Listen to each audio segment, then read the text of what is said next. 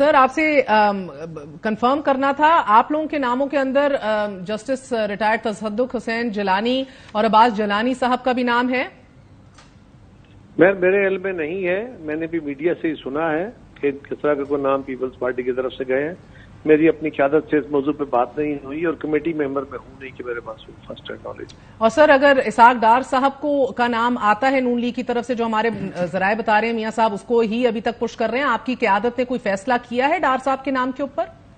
नहीं, मैंने अर्ज किया ना कि मेरी अपनी क़यादत से इस मौजू पे कोई गुफ्तगू हुई नहीं, वो यहाँ थे नहीं और मैं क्योंकि उस कमेटी में भी नहीं हूँ कि जो इस पे मशावरत कर रही है, लिहाजा अभी तक हमारे पास कोई फर्स्ट हैंड नॉलेज नहीं है ऐसी हेर से ही। क्योंकि राजा रियाज साहब इतने मसरूफ हैं कि कल भी और आज भी वजीर आजम पाकिस्तान को टाइम ना दे सके, और आज फहमीदा मिर्जा साहिबा ने इंकशाफ किया है कि उनसे तो मुशावरत की नहीं, तो लीडर ऑफ द ऑपोजिशन कहां मसरूफ हैं, कहां कहां मुशावरत कर रहे हैं, और क्या ये अगली बैठक के अंदर जो होगी अगले 3 दिनों में वजीर आजम पाकिस्तान के साथ, कल ही अब फिर कहा जा रहा है कि उम्मीद है मुलाकात हो जाए, कोई इतलात है आपको कि पहली बैठक में ही या 3 दिनों में ही इत्तफाक राय से नाम आ जाएगा, या अगला मरहला पार्लिमानी कमेटी और इनेविटेबली इलेक्शन कमीशन ऑफ पाकिस्तान तक जाएगा ये मामला? महर, ये तो मैं कोई एस्ट्रोनॉमी का या कोई जादू टोने का बड़ा माहिर हूं तो फिर इस सवाल का जवाब दे सकता हूं। अब मीटिंग होगी, आप वजीर हैं सर, बैठेंगे, आप ही से पूछा जा सकता है ना, आएंगे। इतलात आप ही के पास होनी चाहिए। पावर कॉरिडोर्स में आप ही फिरते हैं, बड़े बड़ों से कंधे आप ही मिलाते हैं।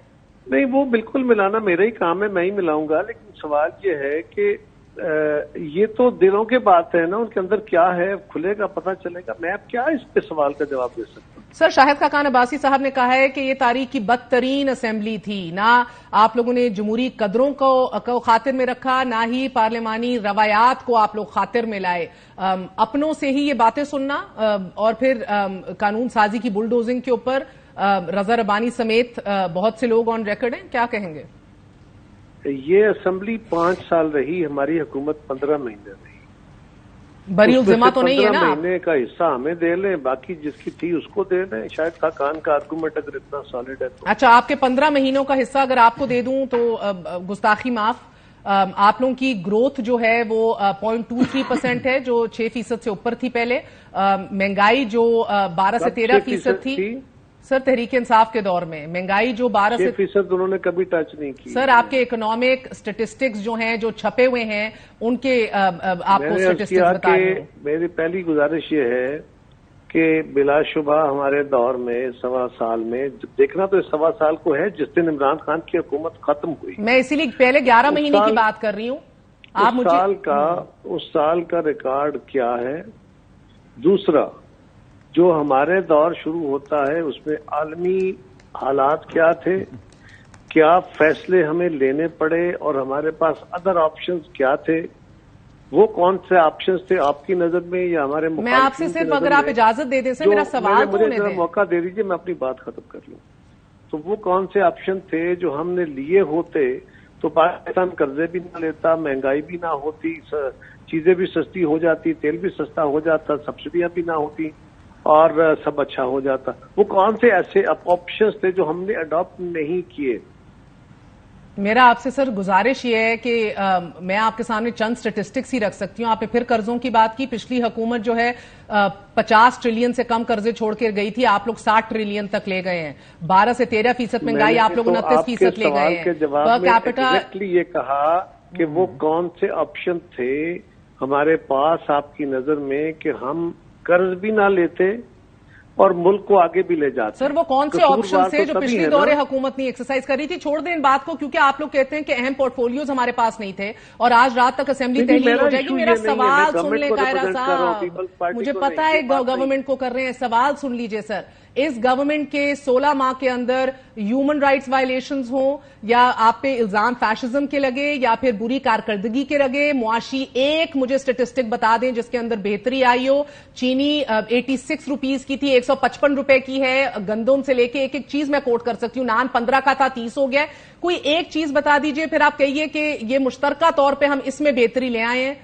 And I'll thank you. महर, मैंने आपसे सिर्फ इतनी गुजारिश करनी है कि ये बात आप दुरुस्त फरमा रही हैं, जो फिगर आप दे रही हैं ये भी दुरुस्त है, PBS लेकिन इसके साथ ये भी एक मेहरबानी कीजिए کہ اگر ہم باہر کی منڈیوں سے گندم منگوا رہے ہیں، اگر باہر کی منڈیوں میں چینی کے ریٹ مہنگے ہو گئے ہیں، تیل کے ریٹ مہنگے ہو گئے ہیں، دنیا میں بجلی کے ریٹ مہنگے ہو گئے ہیں، تو کیا پاکستان یہ ساری چیزیں سستی دے سکتا ہے؟ سر آپ لوگ یہی گیم کھیلتے رہتے ہیں، یہی بات پچھلی حکومت کرتی تھی تو آپ لوگ لانگ مارچ نکال دیتے تھے۔ میں تو صرف آپ سے 12.5% انفلیشن کے اوپر میں تو آپ سے یہ پوچھ رہا ہوں، جب آپ کا سوال مجھ پہ کہ وہ میرے کون سے آپشن تھے؟ میں نے تو صرف آپ سے ایک بات پوچھی ہے کہ کون سے شعبے میں آپ لوگ بہتری لائے ہیں، آپ مجھے بتا دیں، میں آپ کا شکریہ ادا کروں۔ میں بہتری اس لیے نہیں لا سکا اس لیول پہ کیونکہ ڈکلائن اتنا خوفناک تھا کہ میں کریکشن کے لیے یہ سارے کام کرتا رہا، اور کریکشن میں اور بہتری کے عمل میں میں اپنا کیپٹل، پولیٹیکل کیپٹل بھی ضائع کرتا رہا۔ سر میں تو یہی پوچھ رہی ہوں کون سی کریکشن کے اور حکومت ختم ہونے کے ایک ہفتہ قبل بھی 20 روپے لیٹر تیل بڑھانا پڑا، اور میں نے بڑھایا کہ اگر میں نہیں بڑھاتا، IMF سے معاہدہ توڑتا ہوں تو پاکستان بربادی کی طرف جاتا ہے۔